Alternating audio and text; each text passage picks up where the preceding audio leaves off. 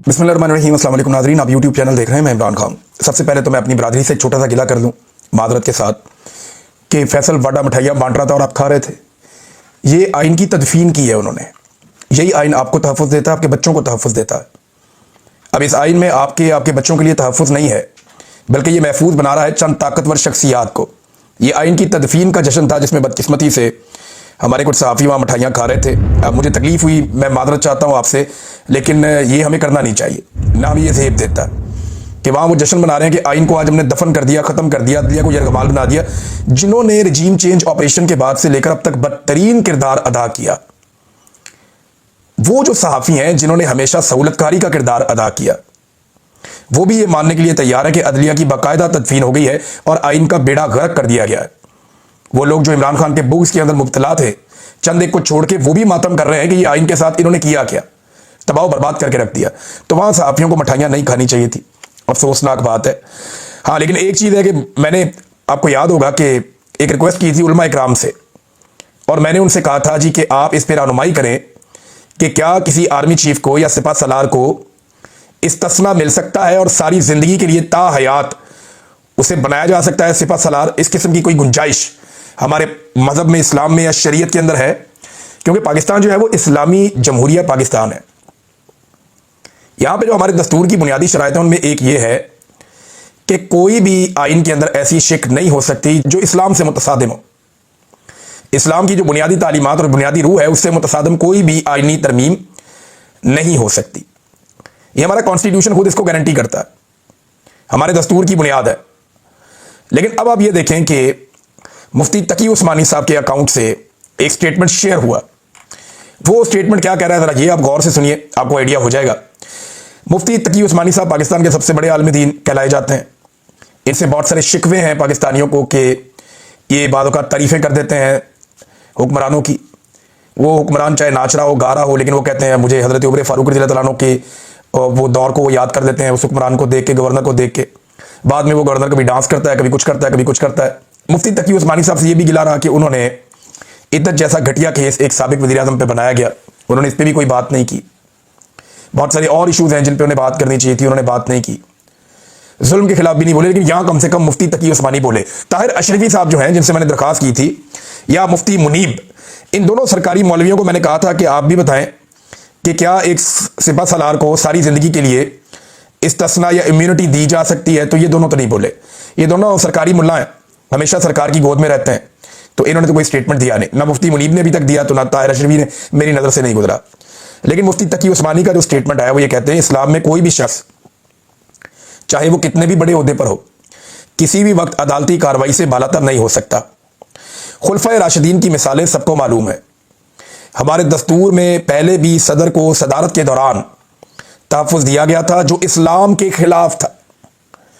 इससे पहले सिर्फ सदर पाकिस्तान को एक तहफ़्फ़ुज़ हासिल था कि जब तक वो सदर पाकिस्तान के तौर पे उस दफ्तर में मौजूद रहेगा तब तक उस पर कोई FIR, कोई मुकदमा नहीं चलेगा, कोई अदालत में केस भी नहीं चलेगा, तब तक के लिए जब तक कि वो सदर के दफ्तर में मौजूद था। यानी अभी हलफ उठाया उस वक्त से लेकर जब तक वो माजूल नहीं हो गया उस वक्त तक। तो जनाब वो कह रहे हैं कि वो तहफ़्फ़ुज़ था जो इस्लाम के खिलाफ था। अब ता हयात किसी को यह तहफ़्फ़ुज़ देना शरीयत और आइन की रूह के बिल्कुल खिलाफ है, जो मुल्क के लिए नहायत शर्मनाक होगा। अल्लाह ताला मुल्क को इस बेइज्जती से बचाए, आमीन। पार्लियामेंट के अरकान से दर्दमंदाना दरख्वास्त है कि वो ये गुनाह अपने सर ना लें। इसको गुनाह भी करार दिया जाना। ये 10 नवंबर 2025 का उनका अकाउंट के ऊपर से एक ट्वीट हुआ है, इसका हवाला भी चंद सहाफ़ियों ने दिया। तो मैं उम्मीद करता हूँ कि मुफ्ती तकी उस्मानी साहब ऐसे ही सोचते होंगे और उसके ऊपर कायम रहेंगे। लेकिन ये जो स्टेटमेंट है उनका, ये बता रहा है कि ये गैर इस्लामी काम किया है उन्होंने, इसका इस्लाम के साथ कोई ताल्लुक नहीं है। तो क्या पाकिस्तानी फौज के सरबराह के लिए एक गैर इस्लामी काम किया जा सकता है? मेरा ख्याल है कि किसी किस्म की कोई गुंजाइश होनी नहीं चाहिए, या इस तरह की बात की नहीं जानी चाहिए। सदर पाकिस्तान का तो सारे नाम ले रहे हैं, आर्मी चीफ का नाम कोई क्यों नहीं ले रहा? सदर को तो पहले भी इस्तिस्ना था, लेकिन उसकी ड्यूटी के ड्यूरेशन के दौरान था कि जब तक वो ड्यूटी कर रहा है तब तक के लिए इस्तिस्ना, लेकिन ड्यूटी खत्म, इस्तिस्ना खत्म, और वो भी गलत था। लेकिन अब इस्तिस्ना दे दिया मरते वक्त तक के लिए। यानी जिसको भी आपने महफूज बनाना है, पाकिस्तान में 10-15 लोग हैं जिनको महफूज बनाना चाहता है पूरा का पूरा सिस्टम मिलकर, जो अलीट के भी अलीट है, तो उन्हें एक एक मरतबा सदर बना दें आप पाकिस्तान में, उसके बाद वो जो मर्जी करते रहें, काला बाजारी, चोर बाजारी, कत्लो गारतगिरी, दंगा फसाद, पाकिस्तान के अंदर जितना मर्जी लूट मार तबाही करप्शन, कुछ भी करें, आइन तोड़ें, उन्हें कोई नहीं पूछेगा। उनको कोई अदालत नहीं पूछ सकेगी, क्योंकि वो एक मरतबा सदर रह चुके होंगे और फील्ड मार्शल को वैसे ही सहूलत मिल गई साथ में। ये जरा स्टेटमेंट आप देखें अंसार अब्बासी साहब का, इन्होंने पूरी सहूलतकारी की है मौजूदा रजीम की। अच्छा, हमारे बहुत सारे सहाफ़ी हैं, जब रजीम चेंज हो रहा था ना तो बड़े हमायती थे रजीम चेंज के, इनमें हामिद मीर साहब भी हैं और बहुत सारे हमारे जर्नलिस्ट दोस्त हैं जो इसका हिस्सा थे। मुतीउल्लाह जान साहब हैं, वो बहुत पसंद करते थे उस वक्त रजीम चेंज को, बहुत तनकीद करते थे। हमारे और दोस्त हैं बहुत सारे, मैं कहना नहीं चाहता, लेकिन वक्त के साथ साथ उन्हें समझ आएगी कि कितनी बड़ी ज्यादती हो रही है, कितना बड़ा जुल्म हो रहा है। तो हर एक की जिंदगी में फेजेज आते हैं, हम सारे इससे गुजरते हैं, हम सारे खता के पुतले होते हैं। लेकिन ये जो अंसार अब्बासी साहब हैं, ये तो लगातार अब तक सपोर्ट कर रहे हैं। एक लम्हे के लिए भी इन्होंने इस हाइब्रिड निजाम की सपोर्ट से अपने हाथ पीछे नहीं खींचे। इनके कलम ने लगातार सहूलतकारी की है मौजूदा रजीम के लिए। और अब जनाब वो फरमा रहे हैं कि 27वीं आईनी तरमीम के पास होते ही सदर जरदारी पर कायम करप्शन के तमाम मुकदमात खत्म शुद। सिर्फ यही नहीं, मुस्तकबिल में भी चाहे वो कुछ भी कर लें, करप्शन का कैसा भी इल्जाम उन पर लगे, लेकिन अब उनके खिलाफ कोई मुकदमा कायम नहीं होगा। Full stop. पार्लियामेंट इस कारनामे पर मुबारकबाद की मुस्तहिक है अंसार अब्बासी। अंदाजा कीजिए आप। ये जनाब अंसार अब्बासी साहब का स्टेटमेंट है। यहां पे भी उन्होंने डंडी मारी, उन्होंने सिर्फ जिक्र किया आसिफ अली जरदारी का। उन्होंने फील्ड मार्शल आसिम मुनीर का जिक्र नहीं किया। 22वें ग्रेड का ऑफिसर है, सरकारी ऑफिसर है, उसे किस बात का इस्तिस्ना चाहिए भाई? सरकारी ऑफिसर है, पब्लिक मनी से तनख्वाह लेते हैं, हम मुराद देते हैं, जवाबदेह होना चाहिए, उन्हें इस्तिस्ना दे दिया, उस पर बात नहीं करेंगे अंसार अब्बासी साहब। वहां कलम टूट जाता है, पर जल जाते हैं, वहां कांपें टांग जाती हैं, वहां बात नहीं करेंगे, बात करेंगे जरदारी पे बात करेंगे। हालांकि ये सब जानते हैं कि असल में जो इस्तिस्ना वाला मामला था वो फील्ड मार्शल आसिम मुनीर के लिए था, कि फील्ड मार्शल आसिम मुनीर को जब तक वो जिंदा हैं तब तक किसी मुकदमे में कभी भी मुलव्विस नहीं किया जाएगा, क्योंकि ये खदशा मौजूद है जो कुछ उनके दौर में हुआ उनके गले पड़ जाएगा, लिहाजा उन्हें कुछ ना कहा जाए। तो असल जो तजवीज़ थी वो ये थी, जो डिमांड थी तरमीम के अंदर कि फील्ड मार्शल को महफूज बनाया जाए, उनको तहफ़्फ़ुज़ दिया जाए उनके मरते वक्त तक के लिए। ये तो पीपल्स पार्टी के सामने जब आई तो उन्होंने कहा जी फील्ड मार्शल को तो कर रहे हैं, हमें भी करने लगे हाथों। तो उन्होंने जरदारी साहब के लिए भी इस्तिस्ना ले लिया। अगर धांधली से हुकूमतें बनानी है, 2 नंबर तरीके से बनानी है, तो दोबारा हुकूमतें ऐसी बनाई जाएंगी, कभी पीपल्स पार्टी कभी PMLN। तो वो जानते हैं कि ये ओहदा उनके पास अगर रहेगा तो वो अपने बंदे मजीद 2-4 बंदे भी अकोमोडेट कर सकते हैं इस ओहदे के ऊपर। लेकिन ऐसा नहीं है, कभी के दिन लंबे और कभी की रातें, ये सूरत हाल ऐसे हमेशा रहेगी। मुबशर जैदी साहब ये एक जर्नलिस्ट हैं, बड़े अच्छे जर्नलिस्ट हैं, तुर्की में होते हैं आजकल। तो इन्होंने एक बात की और बड़े वसूख के साथ की है। देखिए, खबरें सहाफ़ियों की गलत हो जाती हैं, बाद वक़्त हमें खबर मिलती है उसकी तस्दीक नहीं हो पाती, हम वो देते ही नहीं। बाद वक़्त खबर मिलती है उसकी तस्दीक हो जाती है, हम वो खबर शाया करते हैं। बाद वक़्त खबर मिलती है उसकी तस्दीक भी हो जाती है, लेकिन बाद में पता चलता है सिचुएशन बदल गई तो खबर बदल गई, हालात बदल जाते हैं ना। लेकिन बाद वक़्त ऐसी खबर हम दे देते हैं कि जो दुरुस्त साबित नहीं होती है। कई दफ़ा सहाफ़ियों के साथ हो जाता है और सहाफ़ी अपनी खबर को वापस भी लेते हैं। इन्होंने कहा जी मेरी बात लिख लें, ये मालूमात की रोशनी में कह रहा हूँ मैं, फील्ड मार्शल सदर बनेंगे और इस्तिस्ना इसी तनाजुर में है। पीपल्स पार्टी के बुरे दिन पहले शुरू होंगे और केसेस खुल जाएंगे, फिर नून लीग की बारी आएगी, PTI के लिए सख्त दौर 2 बरस चलेगा। ये तो नजूमिया वाली बात कर दी मुबशर जैदी साहब ने। मैं तो हैरान हूँ कि इतनी पक्की इन्फॉर्मेशन उनके पास कहाँ से आई। मुझे जिस बंदे ने इन्फॉर्मेशन दी उसने ये कहा कि ये फील्ड मार्शल साहब ये वाला टन्योर मुकम्मल करके 5 साल करेंगे और उसके बाद फिर शायद ये चले जाएंगे गल्फ में, और उसके लिए इस्तिस्ना ये ले रहे हैं कि बस मैं यहाँ से निकल जाऊँ और मेरी जान छूटे और उसके बाद मैं अपने आप को सिक्योर कर दूँ। लेकिन मुबशर जैदी साहब कह रहे हैं कि ये तो सदर पाकिस्तान भी बनेंगे। पहले तबाही कम हो गई है, अब वो सदर पाकिस्तान भी बनेंगे। तो सदर पाकिस्तान बनने के लिए वोट कहाँ से लेंगे? सवाल ये पैदा होता है, क्या पीपल्स पार्टी से वोट लेंगे? क्योंकि पीपल्स पार्टी से अगर वो वोट लेंगे तो इसी ट्वीट में उन्होंने कहा कि पीपल्स पार्टी के बुरे दिन शुरू हो जाएंगे, फिर पीपल्स पार्टी क्यों वोट देगी? क्या PMLN से वोट लेंगे? इसी ट्वीट में उन्होंने कहा कि फिर PMLN की बारी भी आ जाएगी। PTI अगर वोट देगी आसिम मुनीर साहब को तो फिर तो उनको डूब के मर जाना चाहिए। तो कौन उन्हें वोट देगा? ये वोट कोर कमांडर्स ने तो नहीं देने कि आप सदर पाकिस्तान बन जाएं, वोट तो पार्लियामेंट ने देना है। और आसिम मुनीर साहब की अपनी जाती पॉलिटिकल पार्टी तो कोई नहीं, अभी PMLN पे उनका कब्जा है, या जो PDM की जमातें हैं उनके ऊपर उनका कंट्रोल है, लेकिन वो मफाद का है ना मामला सारा, कुछ लो और कुछ दो। अगर PMLN और पीपल्स पार्टी को फंसा के उनके गले में शिकंजा डाल के वो सदर पाकिस्तान बन जाते हैं तो सदर बनने के बाद क्या वो उतना ही मजबूत रहेंगे? ये भी सवाल है। मेरे ख्याल में अभी बड़ा अर्ली है और हो सकता है कि ये खबर दुरुस्त साबित ना हो, मुमकिन है हो भी जाए, लेकिन मुबशर जैदी साहब ने खबर दी है और बड़े वसूख के साथ कह रहे हैं जनाब ये खबर मेरी ठीक है। अब नाज़रीन, इरफान सिद्दीकी साहब इंतकाल कर गए, अल्लाह ताला उन्हें गरीक रहमत करे, उनके लिए दुआ करनी चाहिए। जो मुसलमान दुनिया से चला जाए उसके लिए दुआ करनी चाहिए, उसकी मगफिरत के लिए दुआ करनी चाहिए। लेकिन बदकिस्मती से इरफान सिद्दीकी साहब ने अपनी ज़िंदगी के आखिरी अयाम तक जुल्म, जबर, फस्तायत, मैंडेट चोरी को तहफ़्फ़ुज़ दिया। उन्होंने इसकी हमायत की, जुल्म की, बर्बरियत की उन्होंने हमायत की अपनी ज़िंदगी के आखिरी वक्त तक। बहुत अफसोसनाक है।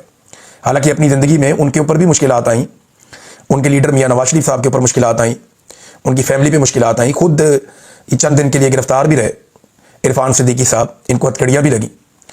लेकिन इसके बावजूद जब इन्हें दोबारा इक़्तिदार लेने का मौका मिला तो ये मिलिट्री एस्टेब्लिशमेंट के ज़रिए से ना सिर्फ इक़्तिदार में आए, बल्कि मरते दम तक इन्होंने जबर, फस्तायत, जुल्म और मैंडेट चोरी, इन तमाम चीज़ों की हमायत की। बहुत अफसोसनाक है। अल्लाह रब्बुल इज़्ज़त उनके लवाहिकीन को सब्र अता फरमाए। लेकिन यहाँ पे एक बड़ा अजीबोगरीब किस्म का मामला खड़ा हो गया। ये मामला मेरे ख्याल में खबर जो ब्रेक की थी ना, वो हमारे एक जर्नलिस्ट हैं इसरार अहमद राजपूत, ये खबर शायद उन्होंने ब्रेक की थी, और कुछ और साफ़ी हैं वो कह रहे जी उन्होंने ब्रेक की है कि इरफान सिद्दीकी साहब का इंतकाल हो गया। उस वक्त चल रहा था सेनेट का इजलास। इन सहाफ़ियों ने या कुछ लोगों ने ये कह दिया जी वो इंतकाल कर गए, जबकि कुछ सहाफ़ी दूसरी तरफ से कहना शुरू हो गए नहीं जी वो भी जिंदा है। अब प्रॉब्लम क्या था, इस पर अलग अलग राय है। जो ये कह रहे हैं कि उनका इंतकाल हो गया वो बज़िद हैं कि जी वो फौत हो गए थे। खबर इसलिए छुपाई गई ताकि सेनेट का इजलास जो है वो मुलतवी ना हो जाए, क्योंकि जब भी कोई सेनेटर फौत हो जाए तो फौरी तौर पे जो इजलास है या कोई कौमी असम्बली का रुकन फौत हो जाए तो फौरी तौर पे इजलास मुलतवी कर दिया जाता है, और जब दोबारा आते हैं तो फिर दुआ वगैरह करते हैं। तो एक्चुअली तो ये होना था, लेकिन दावा करने वाले ये कह रहे हैं कि वो फौत हो गए थे, लेकिन इस खबर को छुपाया गया ताकि सेनेट का इजलास चलता रहे और फील्ड मार्शल और आसिफ अली जरदारी के इस्तिस्ना का मामला किसी अंजाम तक पहुंच जाए और इस्तिस्ना उन्हें मिल जाए। लिहाजा सियासत बड़ी जालिम चीज़ होती है और इस्टेब्लिशमेंट उससे भी ज़्यादा जालिम चीज़ है, बड़ी अफसोसनाक चीज़ है। इन्होंने बड़ी कुर्बानियाँ दी। इरफान सिद्दीकी साहब ने पूरी ज़िंदगी खिदमत की नवाज शरीफ साहब की, लेकिन आखिर के अंदर ये जो खबर आई इसने एक बड़ा बैड टेस्ट जनरेट किया है। नाज़रीन, आर्टिकल 6 अमली तौर पर गैर मुअस्सर हो गया। आर्टिकल 6 कहते हैं संगीन गद्दारी का मुकदमा। ये संगीन गद्दारी का मुकदमा तब बनता है जब कोई आइन तोड़ता है, और ये आर्टिकल रखा गया था डिक्टेटर्स को और फौजी जर्नैलों को डराने के लिए या उन्हें रोकने के लिए कि आपने आइन नहीं तोड़ना, कोई बोंगी नहीं मारनी, कोई घटिया हरकत नहीं करनी। इसके बावजूद वो आइन तोड़ते रहे। आर्टिकल 6 लगाना तो ख्वाब ही रहा सियासतदानों का उनके ऊपर। लेकिन अब जो है वो आर्टिकल 6 अमली तौर पे तो खत्म हो गया, क्योंकि अगर फील्ड मार्शल ने ऐसा कोई फैसला कर लिया कि मैंने मार्शल लॉ लगाना है या मैंने कुछ भी करना, तो इसी आइन के अंदर उन्हें तहफ़्फ़ुज़ है। उनके ऊपर अब आर्टिकल 6 नहीं लग सकता। वजह यह है कि उन पर केस चल ही नहीं सकता, बन ही नहीं सकता। उनको तो एक इम्यूनिटी है हमेशा के लिए, एक इस्तिस्ना मिल गया, लिहाजा चक्कर ही कोई नहीं। नाज़रीन, सेनेटर सैफुल्लाह अबरू उन्होंने इस्तीफ़ा तो दे दिया। इन्होंने पहले वोट दिया इस तरमीम के लिए, 27वीं के लिए, फिर इस्तीफ़ा दे दिया। वो ये कहते हैं कि जब 26वीं आईनी तरमीम हुई तो मेरे घर के 10 अफराद उठा लिए गए। फिर वो ये कहते हैं कि पीटीआई ने मेरे लिए आवाज़ नहीं उठाई, और उसके बाद जो है वो फिर मैं मजबूर हो गया, तो आज मैंने वोट डाल दिया है और मजबूरी में वोट दिया है, लिहाजा अब मैं इस्तीफ़ा देकर जा रहा हूँ, मेरा इस्तीफ़ा मंजूर कर दिया जाए। तो यहाँ जो कमर जैदी साहब हैं उनका ये मानना है कि सूरत कुछ और थी, कि जिस मजबूरी की सेनेटर सैफ जो बात करें ना वो घर के बंदे गवाह होने वाली नहीं है। ज़राए के मुताबिक सैफुल्लाह अबरू पर झूठे हलफनामे, ज़रई ज़मीन छुपाने और नैब केसेस के इल्ज़ाम थे। इनके खिलाफ रेफरेंस आर्टिकल 63 के तहत चेयरमैन सेनेट यूसुफ रज़ा गिलानी ने भेजा हुआ था। सेनेटर शहादत ऐवान ने इनके खिलाफ दरखास्त दी थी। इलेक्शन कमीशन ऑफ पाकिस्तान ने सब नजरअंदाज कर दिया और सिकंदर सुल्तान राजा ने फैसला सुनाते हुए केस खारिज कर दिया। आज के दिन के लिए इनको बचाया गया था, यही उनकी मजबूरी है बस। देखिए, सेनेटर सैफुल्लाह अबरू के बारे में मैंने आज से 1.25 साल पहले बताया था कि ये कंप्रोमाइज होने जा रहे हैं। उस वक्त इन्होंने मुझे टेलीफोन कॉल की थी, कुछ सहाफ़ियों को इन्होंने धमकाया भी था कि मैं आपके ऊपर केस करूंगा, मेरा कोई ताल्लुक नहीं है इस सारी बात से। जब मेरे साथ इन्होंने बात की तो मैंने इनसे पूछा था आप पे कोई दबाव है? इन्होंने कहा जी बिल्कुल नहीं। मैंने इनसे पूछा आप परेशान हैं? इन्होंने कहा जी बिल्कुल नहीं। मैंने कहा आप इमरान खान को छोड़कर जा रहे हो? उन्होंने कहा जी बिल्कुल, कभी सवाल ही पैदा नहीं होता कि मैं इमरान खान की मर्जी के खिलाफ वोट डालूं। अगर उस वक्त इनकी फैमिली के अरकान अगवा हुए थे तो मुझे ये बता सकते थे कि ये प्रॉब्लम है, ये डर है। और पीपल्स पार्टी की हुकूमत है सिंध में, पीटीआई की तो नहीं है। और अगर वहां इनकी फैमिली को कोई प्रॉब्लम है तो पीटीआई तो खुद सारी की सारी ज़ेरे ताब है, बेशुमार लोग जेलों में गिरफ्तार हैं। तो ये सेनेटर साहब का मामला कुछ और है, डाल किसी और के खाते में रहे हैं। और यूसुफ रज़ा गिलानी ने वैसे भी कह दिया हम आपको दोबारा सेनेटर बना देंगे, तो कोई और बना देगा। ये फैसल वाडा बन गया, कोई और भी बना देगा, फिर बन जाएगा। ये रोला कोई नहीं है। मोहसिन नकवी सेनेटर बन गया, वो औरंगजेब बन गया, बेशुमार ऐसे सेनेटर लगे फिरते हैं, ये फिर बन जाएंगे सेनेटर। क्या फ़र्क पड़ता है इससे? तो मुल्क को तो इन्होंने ऐसे ही चलाना है, मिलिट्री एस्टेब्लिशमेंट ने मजाक बना बना के। तो जो खबर मैंने 1.25 साल पहले दी थी, देखें वो कैसे दुरुस्त साबित हो रही है। इसी आईनी तरमीम में नाज़रीन शौकत अजीज़ सिद्दीकी साहब, ये करैक्टर याद रखिएगा, नवाज शरीफ और मरियम नवाज को बहुत पसंद है। उनके केसेस में उनकी माजी में मदद भी की और इसके अलावा ये शौकत अजीज सिद्दीकी साहब, इनका जलसों में भी नवाज शरीफ और मरियम नवाज जिक्र करते रहे। जनरल फैज के साथ इस आदमी की कोई दुश्मनी भी रही है माजी में। इनके ऊपर करप्शन के बड़े संगीन इल्जामात कुछ सहाफ़ी खुद से बैठ के प्राइम टाइम टीवी चैनल्स के ऊपर भी लगा चुके हैं। तो पहले जो ड्राफ्ट था ना, उसके अंदर यह था कि जो एक बनाया जाएगा ना आईनी अदालत, तो उसमें कम से कम जो क्वालिफिकेशन होगी वो 60 साल तक हाई कोर्ट का जज रहा हो वो बंदा, तो उसे वफाकी आईनी अदालत का हिस्सा बनाया जाएगा। अब उसको कम करके 5 साल कर दिया गया। उसकी वजह यह है कि शौकत अजीज सिद्दीकी साहब 6 साल 11 माह तक हाई कोर्ट के जज रहे, उनका 1 महीना कम था, लिहाजा वो 1 महीना कवर करने के लिए इस मुद्दत को नीचे 5 साल तक लाया गया। तो शौकत अजीज सिद्दीकी समेत कई और बंदे अब ऐसे हैं जिन्हें वफाकी आईनी अदालत का हिस्सा बनाया जा सकता है, लिहाजा ये अब तरीक़ाकार है इनका। तो आईन है ना, उसको इन्होंने कागज का ऐसा टुकड़ा समझ लिया है कि जो इनकी ख्वाहिश है उस पर लिख के इस वक्त तरमीम बना देते हैं। 17 सीटों वालों को जब आप 2/3 अक्सरियत देंगे तो फिर उनसे आप जो मर्जी करवा लें। मोहम्मद जुबैर साहब ने बड़ा ओपनली बताया, उन्होंने कहा जी कि एक आदमी का जो खौफ है उसने इस रजीम को कहां तक पहुंचा दिया है कि पार्टी सिंबल भी ले लिया, पूरा 2024 का इलेक्शन छीन लिया, धांधली ज़्यादा कर दिया, नून लीग को इंस्टॉल कर दिया गया जिसने सिर्फ 17 सीटें जीती थी, 26वीं तरमीम पास कर ली, पीका के लॉज जो है वो पास कर लिए गए और अब 27वीं अमेंडमेंट भी कर दी गई। वो ये कह रहे हैं कि for all fair of one man Imran Khan who has been in jail throughout this period. ये सारा कुछ इमरान खान के डर की वजह से किया गया जो इस सारे दौरानिए में जेल के अंदर रहा। आप सिर्फ ये सोचिए कि अगर वो बाहर होता तो क्या होता। तो बात तो मोहम्मद जुबैर ठीक कर रहे हैं, दुरुस्त बात है उनकी। अब नाज़रीन, मुख्तलिफ किस्म की तौजीहात दी जा रही हैं कि जनाब ये वजह है जिसकी बिना पर यह 27वीं आईनी तरमीम पास की गई है और आर्मी चीफ को इजाफी इख्तियारात और इस्तिस्ना दिया गया, लेकिन लोग मान नहीं रहे। प्रॉब्लम यह है कि ये जो बुज़दिली का टैग है ये किसी भी जर्नैल पे कभी नहीं लगना चाहिए, बल्कि किसी एक फौजी के सिपाही के ऊपर भी नहीं लगना चाहिए। फौज का जो एक सिपाही है वो भी ये टैग कभी बर्दाश्त नहीं करता। ये इसको ना जहां पे भी हम बात करते हैं, जिससे भी बात सुनते हैं, लोग कह रहे हैं ये एक तरह की बुज़दिली का ठप्पा लगाया है पार्लियामान ने फील्ड मार्शल आसिम मुनीर साहब पे। बुज़दिली का ठप्पा लगा दिया। पार्लियामान को इतनी बड़ी ज्यादती आसिम मुनीर साहब के साथ नहीं करनी चाहिए थी। और अभी भी क्योंकि देखें उलमा कराम भी बोल पड़े हैं, वो भी ये बात कर रहे हैं, तो फील्ड मार्शल को खुद से चाहिए कि वो दरखास्त करें मौजूदा हुक्मरानों से और उनसे ये कहें कि खुदा का वास्ता मैं इतना बुज़दिल नहीं हूं, मैं इतना डरपोक नहीं हूं, मैं इतना सहमा हुआ नहीं हूं कि तुम मेरे लिए जो है वो एक आइन की दीवार मेरे इर्द गिर्द खड़ी कर रहे हो। तो फील्ड मार्शल साहब को खुद इन्हें बताना चाहिए कि वो बुज़दिल नहीं है, वरना ये जो बुज़दिली का ठप्पा उनके ऊपर ये सियासतदान मिलकर चिपका रहे हैं ना, वो उनके साथ चिपका रहेगा, उनकी नस्लें इसको याद रखेगी। ये बड़ी अफसोसनाक बात है कि फील्ड मार्शल के ऊपर इतना बड़ा ठप्पा लग जाए। अगर आप कंपैरिजन करें तो देखिए मुकाबला तो इमरान खान का और फील्ड मार्शल का है ना आपस में, तीसरा तो कोई मुकाबले में है ही नहीं। तो जरा गौर कीजिएगा, आप एक आदमी जेल में बंद है, 300 मुकदमात हो गए, वो डरता ही नहीं है, खुलकर बात करता है, बार बार कहता है मार दो मुझे, मर जाऊंगा, सरेंडर नहीं करूंगा, गुलामी नहीं करूंगा, नहीं मानता किसी की बात। दूसरी तरफ एक दूसरा आदमी जो फील्ड मार्शल इमरान खान के मुकाबले में, वो जेल से बाहर है, इस वक्त पाकिस्तान का स्याह और सफ़ेद उनके कंट्रोल में, लेकिन इसके बावजूद वो एक मुकदमे से, एक पेशी से, एक केस से, यानी वो इतने खौफजदा है कि पूरे निज़ाम ने मिलकर उनके लिए एक आईनी तरमीम कर दी और ताहयात किस्म का एक वाहयात इस्तिस्ना उन्हें दे दिया गया। मेरे ख्याल में फील्ड मार्शल को चाहिए कि इनको शटअप कॉल दें और इन्हें कहें कि मैं बुज़दिल नहीं हूं, मुझे ये इस्तिस्ना और ये सारी ज़िंदगी की सहूलतें और मुराद नहीं चाहिए। उन्हें ये कहना चाहिए, इससे फौज की बतौर इदारा इज्जत में इजाफा होगा, वरना एक अजीब सा जो है ना वो एक कन्फ्यूजन भी कायम रहेगा और एक बोझ रहेगा सबके ऊपर। अब तक के लिए इतनी, अपना ख्याल रखिएगा, अपने चैनल का भी। अल्लाह।